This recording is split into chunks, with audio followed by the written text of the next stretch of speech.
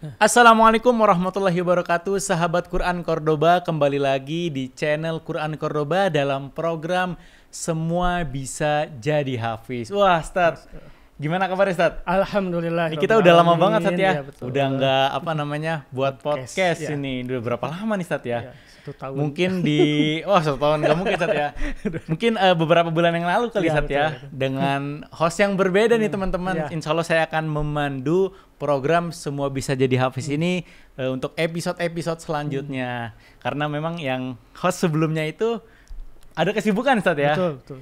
Insya Allah saya akan membantu memandu program Semua Bisa Jadi Hafiz. Nah, Ustaz, dalam menghafal Al-Quran itu kan tentu banyak sekali Ustaz ya godaan-godaan yang bakal kita alami gitu sebagai calon penghafal Al-Quran, Ustaz. Betul. Nah, kebetulan untuk program kali ini kita akan membahas godaan-godaan dalam menghafal Al-Quran. Nah, itu gimana, Ustaz?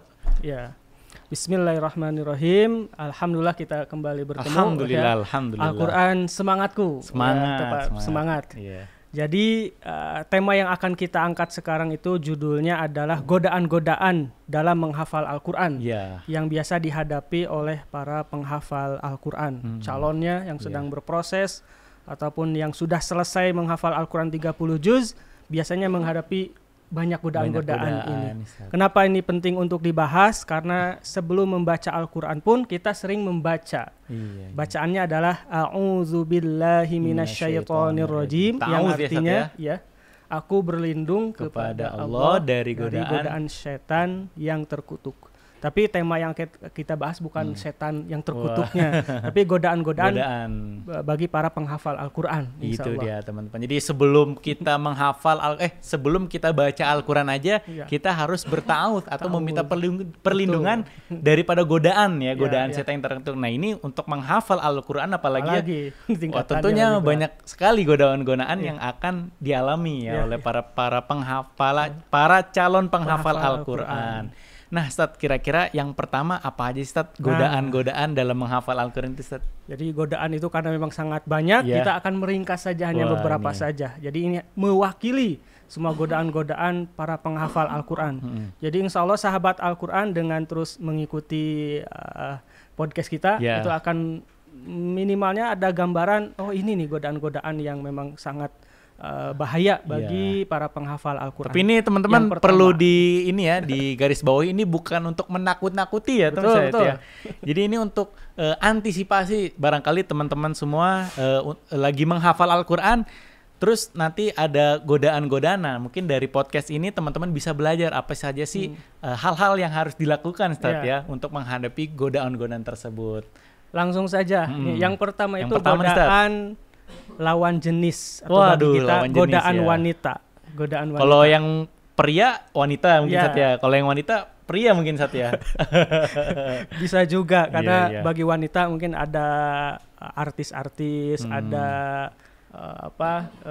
artis-artis Korea mungkin Ustaz ya. Itu siapa itu? Siapa ya? Kim Jong Un bukan sih Ustaz? Gak kenal saya. Presiden Korea Utara. Oh itu. Iya. Astagfirullahaladzim. Itu jadi kenapa godaan wanita ini sangat bahaya bagi kita semua, bagi untuk laki-laki nih. Jadi ada hadisnya dari Rasulullah, ma taraktu ba'di fitnatan adorru ala rijal minan nisa. Jadi tidak ditinggalkan fitnah yang terbesar setelahku, ya kata Rasulullah. Dan masa-masa sebelumnya fitnah terbesar bagi laki-laki itu adalah fitnah wanita, godaan wanita. Dan memang dalam kisahnya godaan wanita itu bagi para penghafal Al-Quran itu banyak kisah yang harus jadi kita pelajaran lah. Contohnya adalah masa tabi'in. Nah, masa tabi'in itu ada penghafal Al-Quran. Jadi berinteraksi dengan sahabat Rasulullah, menghafal Al-Quran, bahkan berjuang, mujahid, berperang dengan pasukan Romawi. Jadi umat Islam berperang dengan pasukan Romawi, perang Yarmuk, banyak perangnya. Itu ketika berhadapan dengan pasukan Romawi kan berinteraksi juga dengan para wanitanya dari kalangan Romawi. Ternyata nih ada yang ini kesengsret mungkin ya. Yang ini ternyata setelah berinteraksi dan umat Islam menang, ternyata bukan menambah keimanannya atau keislamannya makin meningkat, justru malah tergoda. Penghafal Quran, mujahid, tergoda oleh akhirnya menikah dengan wanita Romawi, akhirnya murtad, keluar dari Islam dan ia meninggal dikenal sebagai penghafal Quran yang memang keluar ya murtad dari Islam, dan itu godaannya makanya Masya sangat Allah, berat sekali. Penghafal Quran. Pengaruhnya sebesar itu Ustaz ya, sampai betul. bisa ganti agama orang Iya, ya. Padahal hafal Al-Quran bisa sampai murtad Ustaz ya. Saking parahnya godaan dari wanita itu. Betul ya. Jadi hati-hati, waspada, bagaimana solusinya, bagaimana supaya kita bisa mengatasinya. Zuyyina linnas hubus syahawat minan nisa. Jadi dijadikan pandangan bagi manusia itu keinginan yang indah-indah, yang syahwatnya yang besar, memang yang pertama terutama kepada wanita. Nah, solusinya adalah bagaimana supaya bagi yang belum menikah nih, belum menikah, jomblo, ya, itu dia. Berusaha untuk menjaga hawa nafsunya, menjaga mengendalikan syahwatnya ya, dan salah satunya adalah banyaklah berpuasa. Ya, bagi yang sudah berkeluarga, maka sebenarnya godaannya juga lebih besar. Malah lebih besar juga Ustaz ya kalau udah nikah Ustaz ya. Kang Arif udah menikah kan, alhamdulillah. Jadi bukan artinya saya sudah menikah punya istri di rumah, godaan wanitanya enggak ada. Justru pengalaman itu makanya kenapa kalau nggak ada godaan nggak ada perceraian, nggak ada perselingkuhan. Justru mendengar juga banyak ternyata penghafal Quran teman-teman saya bercerai karena masalah ya godaan ini.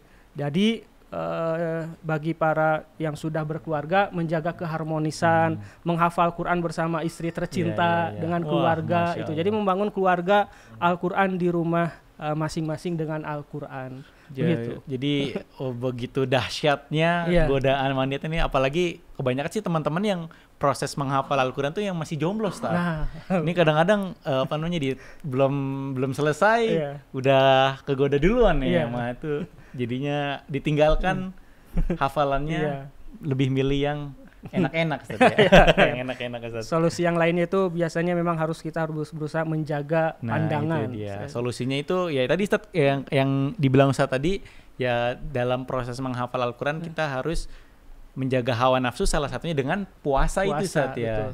Berarti puasa itu juga bisa membantu kita solusi untuk menghadapi godaan wanita itu teman-teman semua Ustaz ya. Yang baru pertama ini. Lanjutkan Ustaz. Ini baru yang pertama nih. Itu godaannya wanita nih Ustaz. Yang kedua, godaan bagi para penghafal Al-Quran adalah godaan malas sehingga menunda-nunda. Malas Ustaz ya, malas. Jadi hati-hati dengan penyakit M ini ya, godaan M ini. Sehingga dengan malas ini biasanya menunda-nunda menghafal Al-Quran. Kalau kita mau membaca Al-Quran juga kan ada nih godaan, ada nih bisikan, jangan membaca Al-Quran, apalagi menghafal Al-Quran. Udah nanti aja menghafal Quran kalau sudah besar, nanti saja kalau udah usia tua. Justru ini adalah masa yang paling masa yang paling lebih mudah untuk menghafal Al-Quran pada usia masih muda. Kecil itu ya, apalagi masih usia kecil, terus remaja, masih belum banyak distraksi mungkin kalau masih kecil itu ya. Kalau udah besar tambah banyak lagi ya.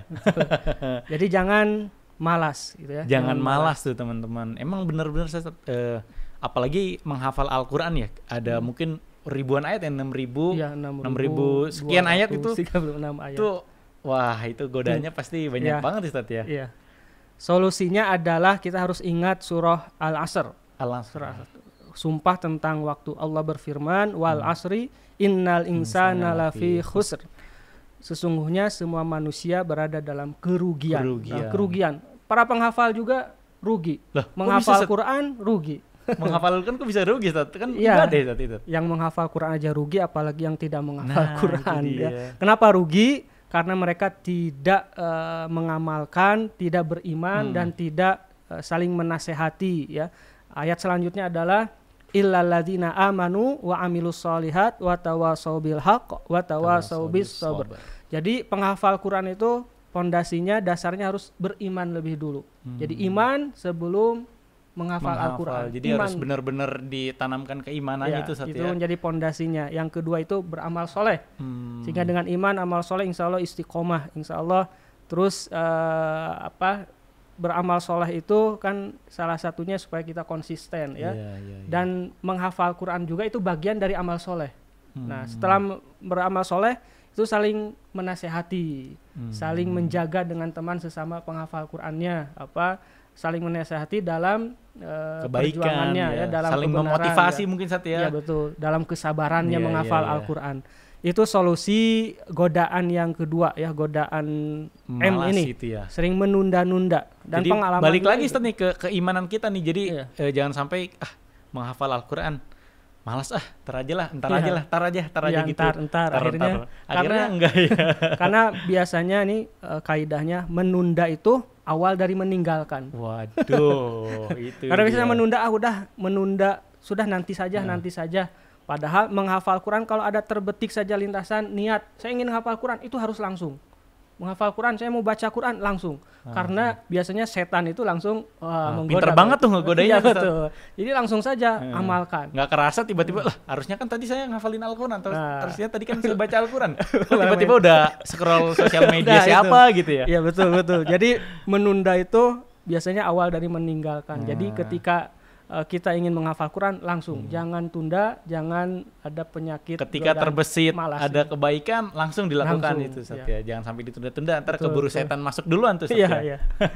Itu malas Satya. Jadi kita yang pertama adalah wanita, yang kedua malas tuh godanya. Yang ketiga Ustaz? Yang ketiga itu godaan harta dunia. Waduh, harta dunia ini Satya. Karena harta itu memang penuh dengan kesenangan yang sementara. Dunia itu memang penuh sandiwara juga ya. Kehidupan yang sementara. Betul ya.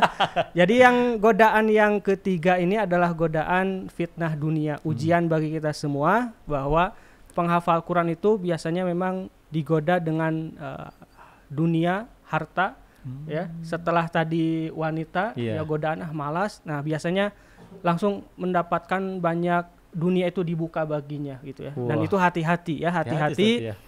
Jangan sampai ketika kita mendapatkan harta, mendapatkan banyak keberlimpahan di dunia, jadikan itu ada keberkahan. Jadi dengan keberkahan insya Allah malah bertambah kebaikan dengan Al-Quran ini. Misalkan Pak Ari mendapatkan harta 1 miliar. Wah, lagi ngafalin Quran nih, tiba-tiba dapat rezeki nomplok tuh. Mau diapakan, foya-foya atau membuat pesantren tahfiz Quran? Wah, kalau saya sih bingung tuh. Realistis juga soalnya kayaknya. Makanya itu ujian ya. Namanya ujian, apakah akan lulus atau tidak. Jadi banyak teman-teman juga penghafal Quran ketika mendapatkan amanah, sebenarnya itu ya, harta itu amanah. Mendapatkan banyak, itu juga ya ujian, fitnah. Ketika dia tidak bisa menjaga amanah itu, justru malah meninggalkan Al-Qur'annya, meninggalkan hafalannya. Dan justru malah tadi kalau ada yang murtad, mungkin ada yang malah ke dunia lain misalnya, bukan dunia Al-Qur'an ya. Jadi hati-hati tadi dengan godaan yang ketiga, yaitu harta dunia. Jadi yang cari itu harta akhirat harusnya. Nah Ustaz, gimana Ustaz kalau misalnya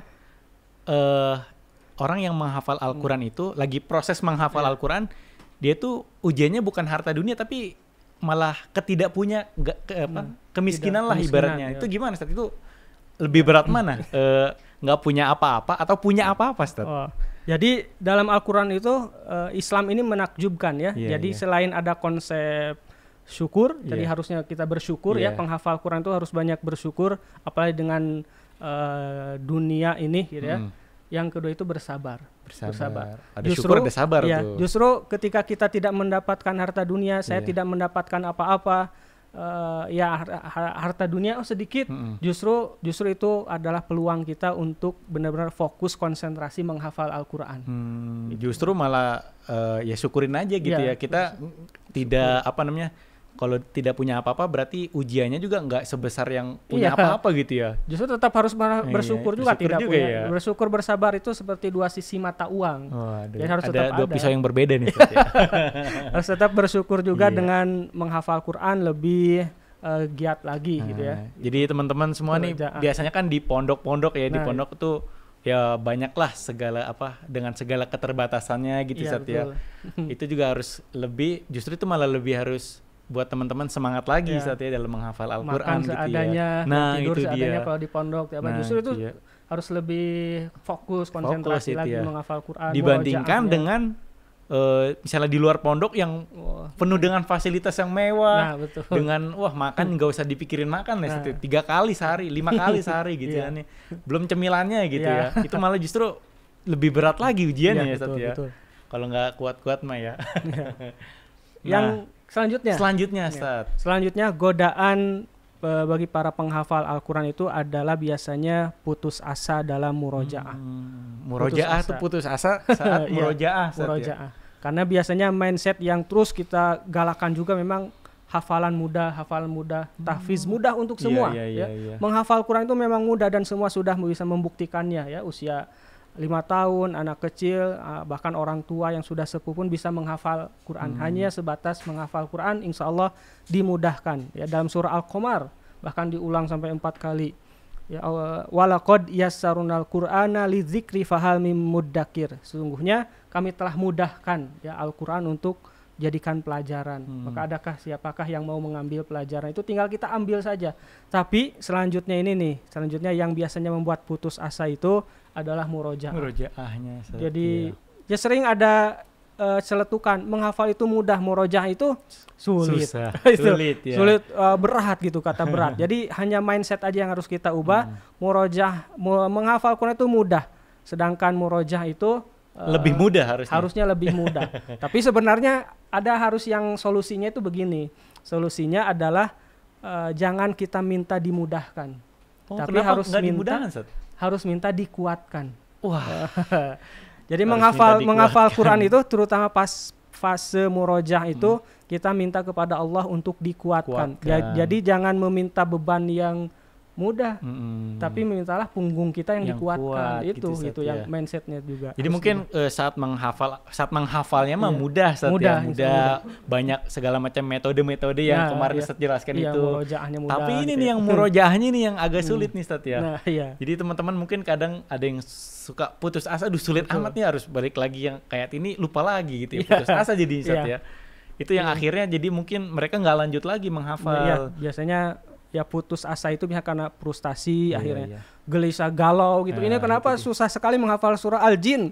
Ini Al-Jin kenapa Al-Jin ya? Surah At-Takwir juga gitu ya. At-Takwir ada ayat-ayat surah-surah yang memang katanya sulit gitu ya, katanya. Sebenarnya bukan sulit ininya, tapi karena kitanya yang belum dikuatkan. Harusnya minta dikuatkan. Jadi selain minta dimudahkan juga minta dikuatkan dalam menghafal Al-Qur'an. Nah, itu yang keberapa Ustaz? Keempat ya? Keempat. Ulang lagi coba, berarti lupa. Wah, saya ulang lagi nih teman-teman. Yang pertama godaan dalam menghafal Al-Quran itu wanita. Terus malas. Yang ketiga itu ekonomi Ustaz ya, apa? Harta dunia. Harta ya. Yang keempat putus asa dalam murojaah biasanya Ustaz. Yang keempat kita lanjut ke yang kelima. Yang kelima itu adalah godaan zaman sekarang nih. Sangat relate sekali ya. Sosial media. Wah, sosial media emang bener-bener ini banget ya Ustaz ya. Betul. Membuat orang tuh kadang ya orang lihat di sosial media yang enak-enaknya aja gitu Ustaz ya. Dia nggak tau yang jelek-jeleknya gitu betul. Ya. Jadi kenapa sosial media ini jadi godaan juga yang sangat bahaya? Karena bagi para penghafal Al-Quran seharusnya sosial media ini harus jadi alat, harus jadi sarana yang justru menjaga hafalannya, ya, meningkatkan hafalannya, murojaahnya. Jadi menghafal Quran itu semakin dekat kita kepada Allah Subhanahu wa taala. Jadikanlah media sosial juga untuk semakin dekat kepada Allah Subhanahu wa taala. Misalkan konten-konten Al-Qur'an. Cari yang bisa menginspirasi untuk hidup dan cinta kepada Al-Qur'an gitu kan ya. Jadi jangan cari yang lain-lain ya, jangan cari karena memang namanya sosial media itu seperti hutan belantara. Kalau misalkan salah ya tersesat, menyimpang, akhirnya lupa kepada Al-Quran. Kadang juga mungkin ya namanya sosial media kan kontennya itu campur. Jadi pas lagi proses menghafal Al-Quran tiba-tiba lihat yang wah ini ada auratnya gini itu mungkin bisa penyebab ini juga Ustaz ya. Jadi malas, bisa lupa juga Ustaz ya. Berarti dari yang godaan kelima itu ke satu lagi balik lagi tuh. Lewat sosial media.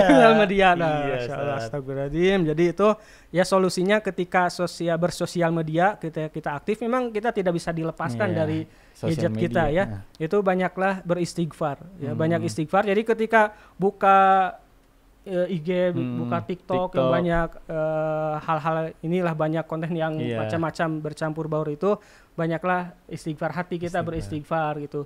Kita memohon kepada Allah, ya Allah, saya ingin mencari kebaikan dari sosial media ini. Gitu. Jadi justru malah kita harus pinter-pinter juga pilih-pilih ya, mungkin apa yang kita follow atau yang kita tonton itu. Kalau misalnya kita tonton yang baik-baik, insya Allah juga FYP-nya itu bakal yang baik-baik juga ya. Jadi itu masalah algoritma lah. Algoritma itu jadi hanya alat saja kan, hanya fasilitas atau platform yang harus kita gunakan sebaik-baiknya untuk kebaikan dan Al-Quran juga. Justru sosial media harus jadi membuat kita tuh bisa motivasi lagi biar bisa menghafal Al-Quran, biar bisa menyebarkan kebaikan lewat Al-Quran gitu Ustaz ya. Betul.